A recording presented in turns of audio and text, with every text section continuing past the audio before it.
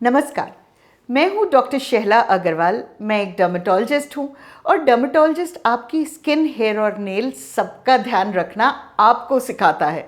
हम ये चाहते हैं कि आप उसकी मेंटेनेंस सीख लें और जब हमारी ज़रूरत पड़े तभी हमारे पास आए, नहीं तो अपना ख्याल खुद रख सकें। इस वीडियो में आज हम बात कर रहे हैं बालों को विंटर में हमें कैसे ध्यान देना है और बालों के ऊपर क्या क्या आफत आती है जब मौसम ठंडा होने लगता है। विंटर्स में बालों की ड्राइनेस को बोलते हैं वेदरिंग। जी हाँ, वेदरिंग का मतलब ये है कि मौसम की वजह से, क्लाइमेट की वजह से आपके बाल जो हैं उनके अंदर से वो नमी जा रही है। बाल क्या है? एक स्ट्रक्चर है, एक पतली सी ट्यूब जैसा है और उसके ऊपर क्यूटिकल की लेयर होती है।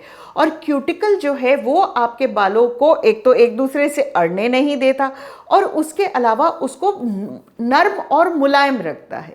सर्दी में क्या होता है, जब ड्राई हवाएं होने लगती हैं, ड्राई वेदर होने लगता है, तो क्यूटिकल ऐसे कांटे की तरह हो जाता है। माने वो बाल को ऐसे कवर करने की बजाय उसमें कांटे जैसे लगने लगते हैं।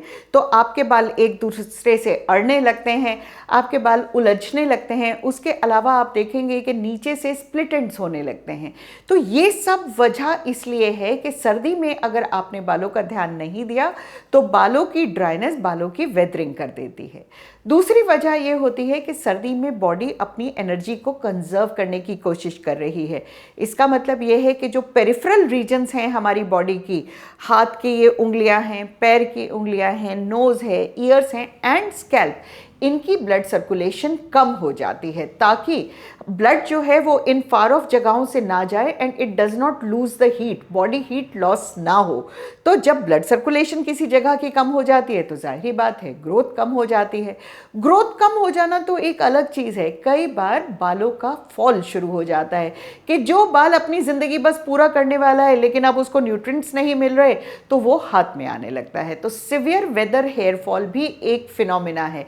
ज़्यादातर हम सबको मॉनसून हेयर फॉल पता है, लेकिन जो दिसंबर जनवरी की वेदर होती है, सिवियर वेदर, इसमें भी बहुत ज़्यादा हेयर फॉल होता है। तो अब इन सबको बचाने का क्या तरीका है जनाब? थोड़ी सी मेहनत कर लीजिए, उसके ऊपर एक कवर पहुंचा दीजिए बालों के ऊपर ताकि वो डायरेक्ट जो सूखी हवाएं हैं वो बालों को इफ़ेक्ट ना कर पाएँ। जब आप बाहर जा रहे हैं एक स्कार्फ ले लीजिए और कैप ले लीजिए। देखिए, सर्दी से भी बचाएगा, आपकी वार्मथ को भी रखेगा और बालों को चार्ज नहीं होने देगा। उसके बाद जो ऑयल्स हैं, हेयर ऑयल है, उसकी बहुत बड़ी अहमियत सर्दी में आ जाती है। हेयर ऑयलिंग एक ऐसा मुद्दा है जो डिबेट का इशू बना रहता है, बिकॉज कहीं ना कहीं डर्मेटोलॉजिस्ट को हेयर ऑयल पसंद नहीं है और हिंदुस्तानी संस्कृति और आयुर्वेद ये कहता है कि बगैर हेयर ऑयल के तो आपके बाल जिंदा ही नहीं रह सकते। चलिए बीच का रास्ता लेते हैं। हेयर ऑयल लगाइए, लेकिन आधे घंटे तक लगाइए और उसके बाद बालों को धो दीजिए। हमें डर्मेटोलॉजिस्ट को जो दिक्कत है हेयर ऑयलिंग से वो इसलिए है कि अगर आप रात भर बालों में तेल लगा के सो जाएंगे तो वो रात को तेल बह के आपके फेस पे आएगा और इससे ऑयल एक्ने और सर में भी फॉलिकुलाइटिस होने लगती है। दूसरी चीज़ जो हेयर ऑयलिंग की है कि आप ऑयल कैसे चूज़ कर रहे हैं, अपने बालों के लिए हेयर ऑयल कैसे चूज़ करें। हेयर ऑयल को चूज़ करने का तरीका है मौसम और आपका हेयर टाइप। जब गर्मी हो रही है और आपकी स्किन का ग्रेडियंट इन टू आउट है, माने पसीना आ रहा है, अब इस वक्त सोचिए अगर आप तेल लगा के बैठे हैं तो उस पोर में जगह ही कहाँ है उस तेल को अंदर जाने की। तो इस वक्त चूज़ कीजिए एक बारीक पतला तेल जिसमें आता है कोकोनट ऑयल, जिसमें आता है बेबी ऑयल या जो जैस्मिन ऑयल होता है, क्लियर ऑयल्स होते हैं। ये वो ऑयल हैं जो आसानी से अंदर चले जाते हैं और ये बाल की शेफ्ट में भी अंदर जाके अंदर से मॉइस्चराइज करते हैं। ये तो हो गई बात गर्मी की। अब सर्दी में क्या करें? सर्दी तो देखिए तेल का और खाने पीने का मौसम है, तो सर्दी में आप कोई भी ऑयल इस्तेमाल कर सकते हैं। हम रिकमेंड ज़्यादातर आलमंड ऑयल और ऑलिव ऑयल करते हैं। ये ऑयल थिक होते हैं और ये आपके क्यूटिकल के ऊपर एक लेयर बना देते हैं। तो आपके बालों की वेदरिंग, जो मैंने कहा कि क्यूटिकल बिल्कुल कांटे जैसा हो रहा है, ये उसको प्रिवेंट करके उसको सीधा रखते हैं। अब क्यूटिकल अगर वेदर नहीं होगा तो बाल एक दूसरे से अटकेंगे नहीं, वो जो उलझते हैं बाल वो नहीं होंगे। तो चलिए आज थोड़ी सी तो मैंने कन्फ्यूजन सॉल्व की कि गर्मी में थिन ऑयल और सर्दी में थिक ऑयल को इस्तेमाल कीजिए। ऑयल करते हुए स्कैल्प क्लीन होनी चाहिए, अच्छे से 8-10 मिनट मसाज कीजिए। मसाज का फ़ायदा होता है कि आपकी सर्कुलेशन बढ़ती है, सर्कुलेशन बढ़ती है तो न्यूट्रिएंट्स आते हैं, न्यूट्रिएंट्स आते हैं तो ज़िंदगी बालों की बढ़ती है। उसके बाद नीम गर्म पानी से बाल धोना है, ज़्यादा गर्म पानी से बाल नहीं धोना है। और एक नॉर्मल शैम्पू को रखिए। शैम्पू किस तरह चूज़ करें, ये वीडियो थोड़ा लंबा हो रहा है लेकिन इसमें जो है हम अलग अलग आयाम की बात कर रहे हैं, तो जो आपको पसंद आए वो सुन लीजिएगा। शैम्पू किस तरह चूज़ करें, शैम्पू हमेशा फॉर नॉर्मल हेयर चूज़ करना चाहिए। अगर आपके बाल ड्राई होने लगे हैं तो आप कंडीशनर ऐड कर दीजिए, अगर आपके बाल ऑयली हो रहे हैं तो कंडीशनर को हटा दीजिए। वो जो शैम्पू और कंडीशनर का जो मिक्सचर मिल रहा है ना, जो हर कंपनी उसको टाउट कर रही है this is for oily hair, normal hair, dry hair, वो नहीं काम करता। क्योंकि जो शैम्पू आप जब 45 डिग्री हो रहा था और आप पसीने में सराबोर थे तब काम कर रहा था, क्या आज जब इतनी ज़्यादा ड्राइनेस हो रही है वही शैम्पू काम करेगा? नहीं करेगा। और दूसरी चीज़, कहीं ना कहीं हम हिंदुस्तानियों को कंडीशनर से डर लगता है। हमें लगता है कि कंडीशनर बाल तोड़ देता है। कंडीशनर बाल तोड़ता नहीं है। कंडीशनर एक चिपचिपा प्रोडक्ट है।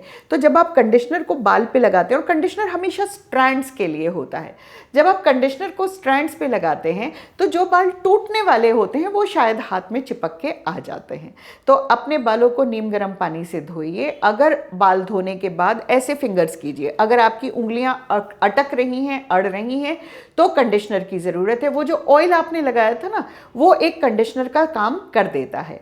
उसके बाद बालों में अच्छी तरह से कंडीशनर लगा के आप उसके बाद उसे धो दीजिए। बालों में बाहर आके प्लीज़ वो बालों को झटक के जो साफ़ किया जाता है वो मत कीजिए। तौलिए में अच्छी तरह से बंद करके रखिए। जब सर्दी बहुत ज़्यादा हो जाती है, धूप ही नहीं निकल रही है, तो डैम्प बालों में अगर आप एक हेयर ड्रायर का इस्तेमाल करके उनकी सिर्फ रूट्स को ड्राई कर लेंगे। 2-4 चीज़ें हिंदुस्तानियों को जिनसे डर लगता है उसमें एक हेयर ड्रायर भी है। तो हेयर ड्रायर से बाल लगाते ही लगता है कि बिल्कुल ख़त्म हो जाएंगे और ड्राई हो जाएंगे। अगर आप सूखे बालों पे ब्लो ड्राई करेंगे तो वो और सुखाएगा, लेकिन जड़ों को सुखाने के लिए बहुत ज़रूरी है ताकि नमी ना रहे और डैंड्रफ ना हो। जब ये सब हो गया, अपने बालों में बार बार प्लास्टिक के कोम्ब ना करें। चौड़े दांत का लकड़ी का कोम्ब, नीम की लकड़ी का कोम्ब बड़े आराम से मिलता है, उससे बालों को सेपरेट करें, सूखने दें और उसके बाद बालों को बांधें। ज़्यादा टाइट मत बांधें, ज़्यादा खींच कर मत बांधें, बिकॉज ये सब चीज़ें वो हैं जो, ये तो बेचारा लाइफलेस स्ट्रक्चर है, इस पर आप अगर आतंक करेंगे तो वो कहीं ना कहीं हाथ में आ ही जाएगा। उसके बाद ट्रिमिंग जो है सर्दियों में बहुत ज़्यादा ज़रूरी है, क्योंकि नीचे से अगर आपने एंड्स नहीं काटे तो वो स्प्लिट एंड होता चला जाएगा और स्प्लिट एंड ऊपर की तरफ बढ़ता चला जाता है। स्प्लिट एंड को ट्रीट करने का और कोई तरीका नहीं है सिवाय ट्रिमिंग के। और अगर बाल बहुत ज़्यादा ड्राई हैं तो once a week deep conditioning भी कीजिए। डीप कंडीशनिंग का मकसद यही है कि बालों के ऊपर कंडीशनर लगा के उसके ऊपर एक गर्म तौलिया 5 मिनट के लिए बांध लीजिए। वो गर्माहट जो है वो क्यूटिकल के अंदर उस कंडीशनर को जाने देगी। बहुत सारी बातें बता रही हूँ, बहुत सारी बातें अभी भी रहती हैं, तो इसी तरह हम सब मिलते रहेंगे। सर्दी में भी अपने बालों को और स्किन को हेल्दी रखेंगे और चमकता हुआ रखेंगे। बस जुड़े रहिए।